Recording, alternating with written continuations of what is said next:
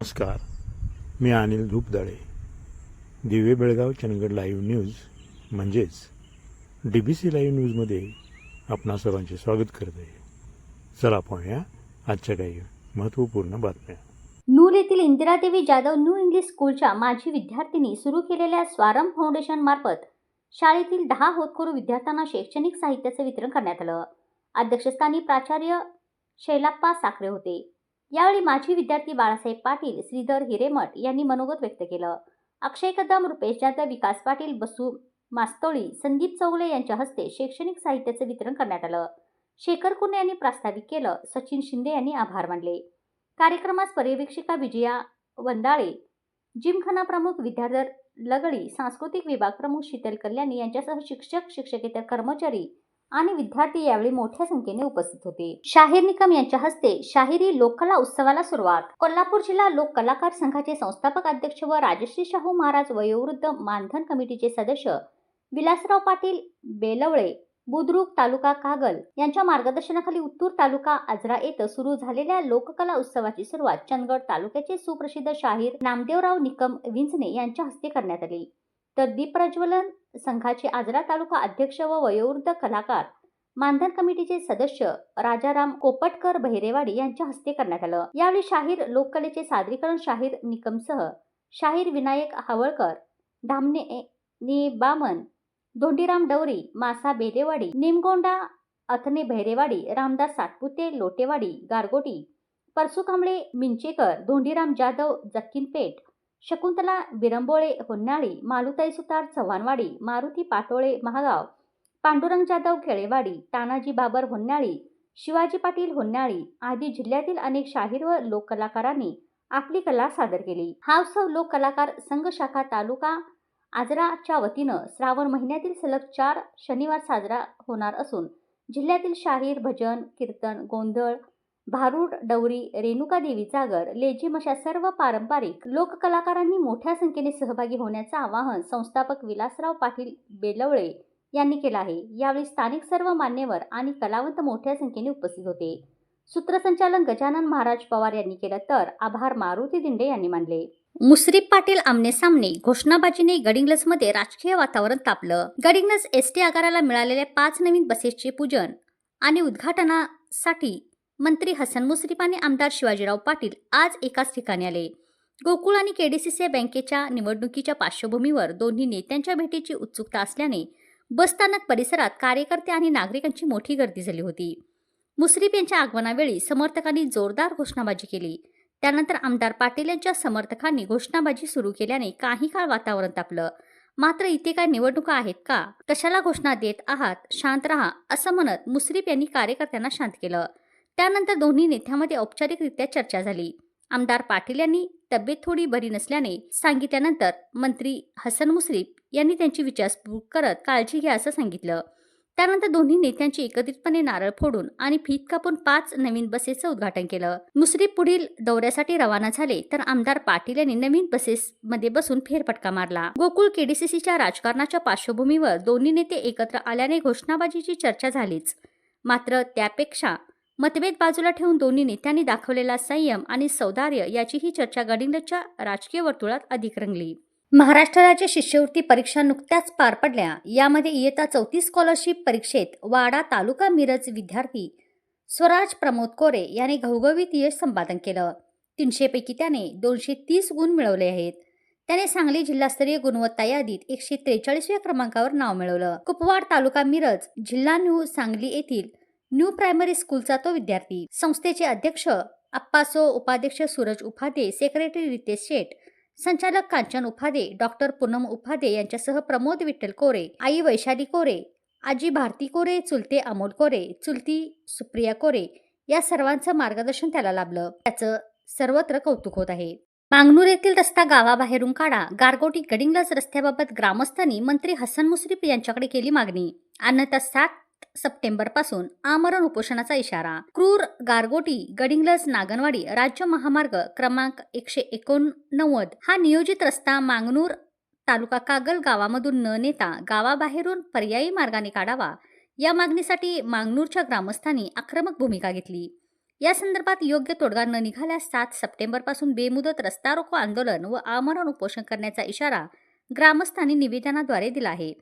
हे निवेदन वैद्यकीय शिक्षण व विशेष सहाय्य मंत्री हसन मुश्रीफ यांना सादर करण्यात आलं. सर्वपक्षीय लढा ग्रामस्थांच्या वतीनं आप्पासाहेब तांबेकर, धनाजीराव तोरसकर, सागर मोहिते, पंडित चव्हाण, सर्जेराव जाधव, कृष्णात शिंदे, अण्णासाहेब पाटील, सर्जेराव भागिंगरे, सुरेश तोरसकर या प्रमुखांच्या नेतृत्वाखाली 200हून अधिक ग्रामस्थांनी हे निवेदन दिलं. या निवेदनाच्या प्रती मुख्यमंत्री देवेंद्र फडणवीस, पालकमंत्री प्रकाशराव आबिटकर, उच्च व तंत्र शिक्षण मंत्री चंद्रकांतदादा पाटील, सार्वजनिक बांधकाम व रस्ते विकास मंत्री चंद्रशेखर बावनकुळे यांच्यासह जिल्हाधिकारी, मुख्य कार्यकारी जिल्हा परिषद, मुख्य कार्यकारी अधिकारी, सार्वजनिक बांधकाम विभाग यांनाही पाठवण्यात आलं. 100 ते 125 कुटुंबे बेघर होण्याची टांगती तलवार. निवेदनात म्हटलं आहे की मांगनूर हे गाव आधी वसलेलं असून नंतर गावातून रस्ता तयार करण्यात आला. सध्या रस्त्याच्या दुतर्फा सुमारे 100 ते 125 पैकी घरे असून नागरिक येत्या 3 पिढ्यापासून वास्तव्यास आहेत. नियोजित रस्ता गावातून रुंद केल्यास ही घरे बाधित होऊन ग्रामस्थ बेघर होण्याची भीती निर्माण झाली आहे. अरुंद रस्ता व अपघाताचा धोका. गावातील जागा अत्यंत अपुरी व धोकादायक वळणाची असल्याने अवजड वाहनामुळे वाहतुकीस मोठा अडथळा निर्माण होतो आणि अपघाताची शक्यता वाढते. गावाबाहेरून रस्ता काढण्यासाठी यापूर्वी 3 ते 4 वेगवेगळे सर्वे झालेले आहेत. पर्यायी मार्ग उपलब्ध असताना गावातून रस्ता नेण्यास मोठी जीवितहानी व वित्तहानी होऊ शकते असं ग्रामस्थांचं म्हणणं आहे. शासनाच्या दुर्लक्षामुळे आंदोलनाचा पवित्रा. यापूर्वी मांगनूरवासियांनी निवेदन देऊन रस्ता रोको आंदोलन केले होते, मात्र शासनाकडून दखलच घेतली गेली नाही. अद्याप कोणताही ठोस निर्णय घेण्यात आलेला नाही. त्यामुळे येत्या 15 दिवसाच्या आत शासनाने लेखी स्वरूपात सकारात्मक तोडगा न काढल्यास 7 सप्टेंबर रोजी संपूर्ण गाव रस्त्यावर उतरून बेमुदत रस्ता रोको व आमरण उपोषण करेल असा इशारा मांगनूर ग्रामस्थांनी दिला आहे.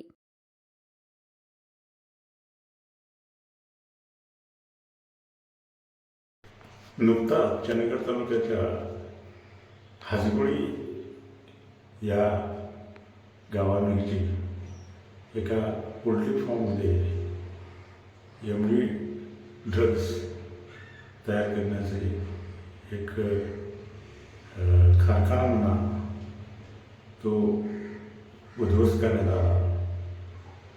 पुणे येथील या अंमली पदार्थ विरोधी पथकाच्या कारवाईने नुकताच हे उघडकीला आणलं आणि त्यानंतर पुन्हा येण्याप्रमाणे आमच्या चंदगड तालुक्याचे नाव महाराष्ट्रामध्ये सर्वदूर पोहोचले.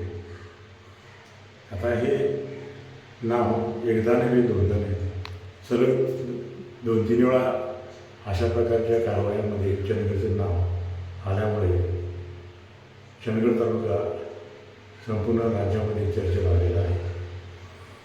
आणि दुखणं हे आहे की चंदगडसारख्या या ज्या तालुक्याला एक डोंगराळ भाग किंवा मागासलेला तालुका म्हणून जी ओळख होती ती ओळख या अशा प्रकारच्या प्रकरणामुळे पुसली जाणार का? आणि या तालुक्याला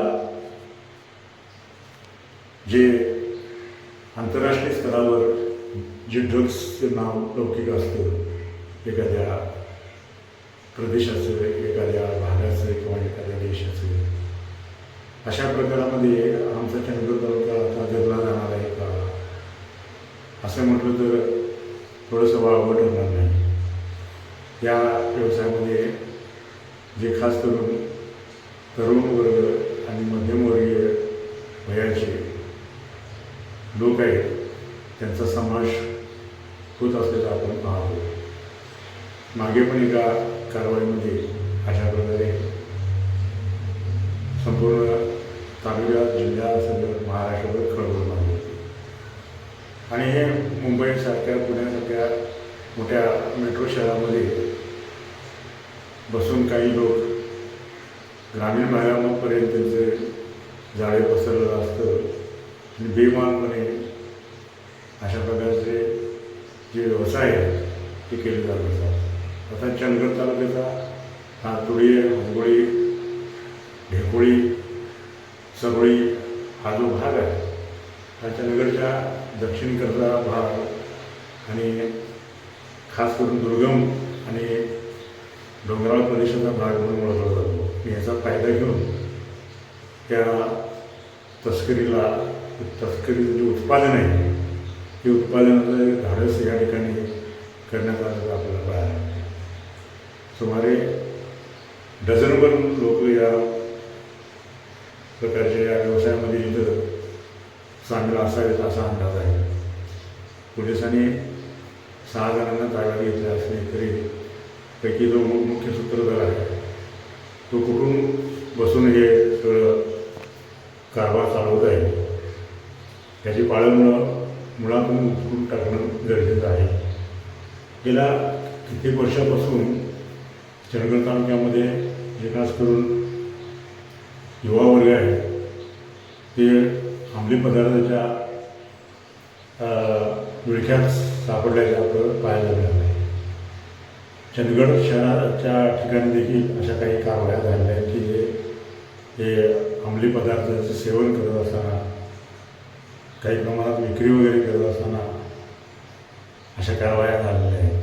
आणि त्यातून सही सलामत सोडण्यासाठी मग अशा मुलांचे पालक किंवा नातलग जे वेगवेगळ्या प्रकारची वजनं वापरून त्यातून सुटका करून घेतात किंवा सोडत असतात. हे आपण काही उदाहरणावरून आपण ऐकतो पाहतो. चंदगडचा जो हा परिसर आहे थोडी हजबुडी या भागातील हा जो परिसर आहे त्यापासून कर्नाटक अगदी जवळच आहे. बेळगाव हे शहर जवळ आहे. त्याचबरोबर अशाच प्रकारे सिंधुदुर्गाच्या हद्दीतून खाली गोवासुद्धा अगदी जवळ आहे. आता मग खास करून इथे उल्लेख करायचा वाटतं गोव्याचा विषय आला म्हणून. गोव्यावरून कर्नाटक किंवा महाराष्ट्रामध्ये गोवा दारूची वाहतूक होते म्हणून सिंधुदुर्गाच्या हद्दीवर सिंधुदुर्ग पोलिसांची चौकी आहे. यापूर्वी चंदगडच्या तिलारी येथे देखील चौकी होती पण ती आता बंद आहे. पण जी चौकी सिंधुदुर्गाच्या हद्दीत आहे त्या चौकीवर केवळ गोव्याकडून वरतीकडं महाराष्ट्र किंवा कर्नाटककडे येणारी 4 चाकी वाहनं तपासण्याचे जाते पाहत आपण. आणि या तपासणीमध्ये सुद्धा थोडा नाटकी भाग असल्याचं वारंवार व्यक्त होतो. कारण का या ठिकाणाहून बेमानपणे गोव्याची दारू वाहतूक होत असते आणि किरकोळ अशी जी दारूची वाहतूक होत असते म्हणजे 2 बाटल्या 10 बाटल्या 4 बाटल्या अशा प्रकारे ज्या बाटल्या काही लोक गोव्याला जाणारे घेऊन येत असतात. अशांच्यावर कारवाई होते. मात्र मोठ्या प्रमाणात अगदी कारवाई झाली असंही ऐकत नाही. किरकोळ कारवाई होतात. मात्र उघडपणे बोललं जातं की या चोरट्या मार्गानं अनेक प्रकारच्या आव्हानातून मोठ्या प्रमाणात दारू होती. चंदगड पोलिसांनी वरती चंदगडच्या हद्दीमध्ये अनेक कारवाई केल्या आहेत. मोठ्या प्रमाणात 2-2, 4-4, 5-5 लाखाचा माल पकडल्याचे आपण पाहतो ऐकतो. आणि मग ह्या गोव्याहून येत असताना पहिला सिंधुदुर्गची चौक लागते त्या हद्दीत. त्या ठिकाणी तिथून ती वाहनं पुढे कशी येतात आणि मग इकडं चंदगड पोलीस मात्र ती पकडतात आणि त्यांच्या कारवाई करतात. मग ज्या सिंधुदुर्गाच्या हद्दीमध्ये पोलीस चौकी आहे ती कशासाठी उभा केली आहे हा प्रश्न इथं उपस्थित होतो. या चौकीत देवघेवचे व्यवहार करण्यासाठी ही चौकी उभा केली आहे की छोट्या मोठ्या जे हौशी लोक काही 1-2 बाटल्या घेऊन येतात त्यांना पकडून त्रास देण्यासाठी किंवा कारवाई केल्याचे दाखवण्यासाठी ही चौकी उभा केली आहे असं म्हटलं तरी तर धाडसाचं ठरेल. आमच्या चंदगडच्या पोलिसांनी मात्र बऱ्याच कारवाया दरवर्षी आपण पाहतो अनेक कारवाया चंदगड पोलीस करतात. मग खाली सिंधुदुर्गात पोलीस काय करतात. आता इथं ड्रगच्या निमित्तानं दुसरा एक प्रश्न इथं उपस्थित करायचा वाटतो. जसं गोव्याहून येणारी वाहनं तपासली जातात तसे आता इकडून महाराष्ट्र किंवा कर्नाटककडून जाणारी जी खाली जाणारी वाहनं आहेत त्यांची देखील तपासणी होणे गरजेचं आहे.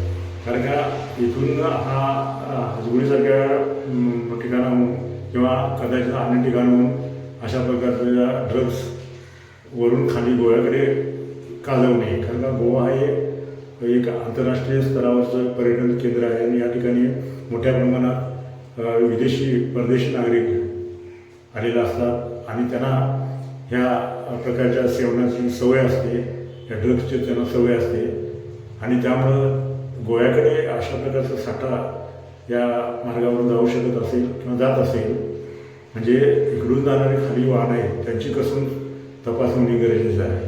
गोव्याला विमानतळ आहे, 2 विमानतळं पुन्हा सिंधुदुर्गच्या हद्दीत अशी विमानतळे या सिंधुदुर्ग आणि गोवा परिसरामध्ये ही जी विमानतळ आहे त्या विमानतळाकडून हा जो साठा आहे तो देखील वाहतुकीसाठी सहज आणि सुलभ होऊ शकत असेल असे म्हटलं तरी चुकीचे ठरणार नाही. त्यामुळे गोव्याकडे हा ड्रग्सचा साठा आपल्या या भागातून जात असू नये का याला संशयाची सुई आता या दिशेकडे वळलेले आहे किंवा वळते.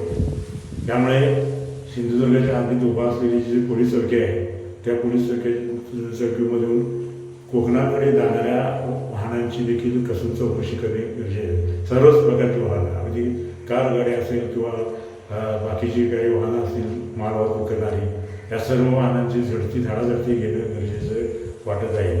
सिंधुदुर्गाच्या हद्दीतून गोव्याकडे जाणारी तमिळनाडू, केरळ, आंध्रा या राज्यातील देखील वाहनांची जाळी असते. त्यामुळे अशा या आंतरराष्ट्रीय स्तरावर ख्यात दिनांक म्हणून गोव्याची ओळख आहे आणि त्या गोव्याकडे जे विशेष करून परदेशी पर्यटक असतात त्यांना इथून हे ड्रग्स पुरवठा होत असेल का यासाठी ते सोयीचं ठरावं म्हणून त्या मुंबई किंवा पुण्यातून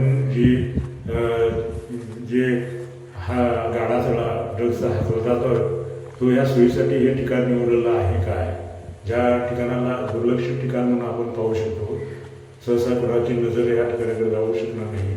हे पोल्ट्री फार्म किंवा एक साध्या अगदी ठिकाण म्हणून जाणाऱ्या येणाऱ्यांना ते पाहायला मिळेल आणि अशा ठिकाणी कोणी संशयसुद्धा घेणार नाही या ठिकाणी किंवा अशा प्रकारचा हा व्यवसाय चालतो. या ठिकाणावर यापूर्वी किती तरी प्रकारचे ड्रग्स सप्लाय झाले असतील. कोट्यावधीची किमतीच्या घरात या वस्तूंची किंमत असते आणि अशा प्रकारे हा विविध प्रकारचे रसायनं उपलब्ध कशी काय होत असतं असं त्यांना वितरित करणारे लोक कोण आहेत हे वितरित करताना त्यांच्याकडे त्या प्रकारचं लायसन आहे का किंवा ते खरेदी करणाऱ्यांच्यासाठी ते कशासाठी खरेदी करतात यासाठी तो परवाना त्यांच्यावर असतो का, अशा अनेक प्रकारच्या गोष्टी या ठिकाणी नमूद करायचे वाटतात. पोलीस यंत्रणा जी आहे त्यांची कारवाई आपण पाहिली की ही कारवाई वरून करण्यात आलेली आहे. चंदगडसारख्या ठिकाणी जे पोलीस ठाणे आहे या पोलिसांना त्याचा काही प्रकारचा कुठल्याही प्रकारचा स्वभाव नव्हता आणि मग टिप्सर आणि कदाचित ही माहिती गोपनीयरित्या वरती कळवल्यानंतर संबंधित प्रकरणी हा जो तपास आहे तो तपास पुढे आला असेल का, कारण जे मुख्य सूत्रधार जे आहे ते शहरामध्ये अशा प्रकारच्या शहरामध्ये बसून काम करत असतात किंवा करून घेत असतात आणि त्यामुळे जे मुख्य सूत्रधार जो आहे त्यांच्याकडून या सर्व गोष्टीची उलगडा झाल्यानंतर हे प्रकरण खाली ज्या स्तरावर आता त्याचा तपास होईल किंवा होत आहे त्यामध्ये जे दोषी पूर्ण आहेत त्यांना शासन झाल्यानंतर काही दिवसानंतर किंवा वर्ष 2 वर्षानंतर आणि एखादा असा प्रकार उघडकीला येऊ शकतो किंवा येतो. मागच्या प्रकारे देखील असंच झालेलं आहे आणि काही वर्ष लोटली आणि पुन्हा हा प्रकार उघडकीला आला. म्हणजे तात्पुरत्या स्वरूपात ही कारवाई होते का, जे आरोपी म्हणून पकडले जातात त्यांना खरं तर कुठल्याही प्रकारचा जामीन मिळू नये, त्यांनी जेलमध्ये ते किचकट पडावे जेणेकरून भविष्यात अशी जी युवा पिढी ज्या ड्रग्सच्या विळख्यात सापडून देशाचं जे तरुण वर्ग जी तरुण शक्ती जी आहे ती नष्ट करण्याचं काम अशा प्रकारची यंत्रणा करत असते आणि त्यामुळे हे देशाला अत्यंत घातक असल्यामुळे पोलीस तपासामध्ये कुठल्याही प्रकारचा कसूर न करता ह्या अशा प्रकारच्या व्यवसायामध्ये गुंतलेल्यांना दयामया न दाखवता त्यांना आयुष्यभराची कारवाई त्यांच्यावर होणे गरजेचे आहे असं म्हटले तरी ते योग्य ठरेल. थांबूया.